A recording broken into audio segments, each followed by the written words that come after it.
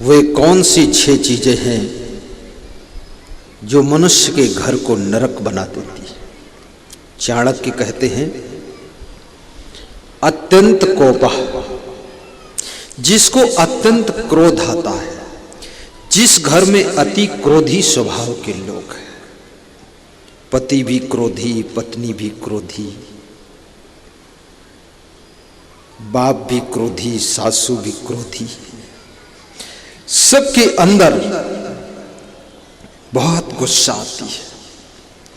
ऐसे घर में नरक पैदा हो जाता है। त्रिविधम नरकस्येदं द्वारम नाशनम आत्मनः कामः क्रोधः तथा लोभः तस्मात् एतत्त्रयम् त्यजेत्। एतैः विमुक्तः कौन्ते तमो द्वारैः त्रिभिः नरः आचरति आत्मनः श्रेयः ततो यात् परां गतिम्। कृष्ण कहते हैं, क्रोध नरक का द्वार है। अब कैसे क्रोध को शांत करोगे? एक उदाहरण सुनाता हूं। आपकी उंगली कभी कभी आपकी आंख में लग जाती है, आंख में दर्द होती है। क्या आप अपनी उंगली के ऊपर क्रोध करते हैं? नहीं करते हैं। क्यों? क्योंकि आप जानते मेरी उंगली है और मेरी आंख भी है। आपके नाखून कभी कभी आपकी खाल को छील देते हैं, खून निकल आता है, तो क्या आप उंगली काट देते हैं? नहीं, क्योंकि आप जानते हैं उंगली भी मेरी है, नाखून भी मेरा है और खाल भी मेरी है। आप सह लेते हैं। निज कर लागे निज तन अंगुर गए निज आंख। और आपकी जीभ को आपके दांत कभी कभी काट देते हैं, तो क्या आप दांतों को तोड़ देते हैं, सजा देते? नहीं, आप माफ कर देते हैं, क्योंकि आप जानते हैं दांत भी मेरे हैं, जीभ भी मेरी है, मेरों ने मेरे के साथ गलती किया है, तो आप गम खा लेते, सह लेते हैं, क्रोध नहीं करते हैं। दसन चबाई जीभ निज काको क्रोध करि भांख। निज कर लागे निज तन अंगुर गए निज आंख। दसन चबाई जीभ निज काको क्रोध करि भांख। ऐसे सब ही विचारिए क्रोध न करिए भाई, सब तेरे तो सबन का काको जान रिसाए। पूर्ण साहब कहते हैं, ऐसे सब पर विचार करो कि सब तुम्हारे हैं, तुम सभी के हो, उनकी गलतियों को क्षमा भी करो। 3 बार आपके घर में कोई गलती करे तो उसको पूरा माफ कर देना। 4थी बार उसको गौर से देखना, 5वीं बार उसको समझाना और 6ठी बार उसको डांटना और 7वीं बार फिर उल्ट कर उससे क्षमा मांग लेना कि अब तू नहीं सुधरेगा, अब तू मुझे क्षमा कर दे।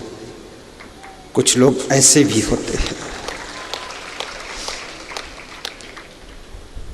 एक बार किसी की गलती को देख करके आप उसके ऊपर टूट पड़े तो आपके घर की शांति नष्ट हो जाएगी। थोड़ा नुकसान सहना भी सीखो। भोजन बनाने वाले कभी कभी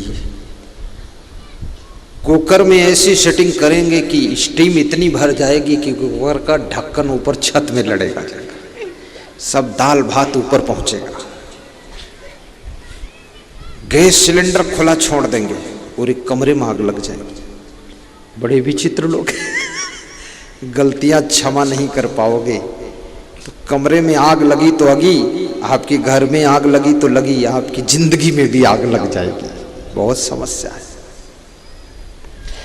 किसी कमरे में रखा हुआ गैस का सिलेंडर, भाइयों बहनों, उसको किसी व्यक्ति ने जलाया और माचिस की जलती हुई तीली वहीं डाल दिया और उस माचिस की तीली से कमरे में आग लग गई। खिड़कियों से धुआं निकल रहा था, तो लोगों ने देखा ये क्या मामला है। किसी तरह से दरवाजा जल्दी खोलकर अंदर गए, आग बुझाया, सब सामान जल गया। अब जिसके द्वारा ये गलती हुई वो कोई साधारण आदमी नहीं था, बहुत बुद्धिमान आदमी था। कभी कभी बुद्धिमान लोगों से भी भूल होती है और बुद्धों से तो भूल होती ही है, लेकिन बुद्धिमान से भी हो जाती है। उसको क्षमा कर दिया गया। वो व्यक्ति अगली बार सावधान हो गया। क्षमा बड़न को चाहिए छोटन को उत्पात, विष्णु की क्या घट गई जो भृगु ने मारी लात। गम खाओ। आपकी बहू से गलती हो जाए, बेटी समझकर उसे क्षमा कर देना। सासू से गलती हो जाए, मां समझ करके उससे प्रेम कर लेना। ससुर से गलती हो जाए, उनमें पिता का रूप देख करके माफ कर देना। पति से गलती हो जाए तो समझना कि मनुष्य गलती का पुतला है, इससे कभी कभी गलती हो ही जाती है। गलतियों को माफ करने वाला महान होता है, बार बार गलतियां करने वाला शैतान होता है, और एक बार गलती करके दोबारा गलती ना करने वाला इंसान होता है, इंसान होता है।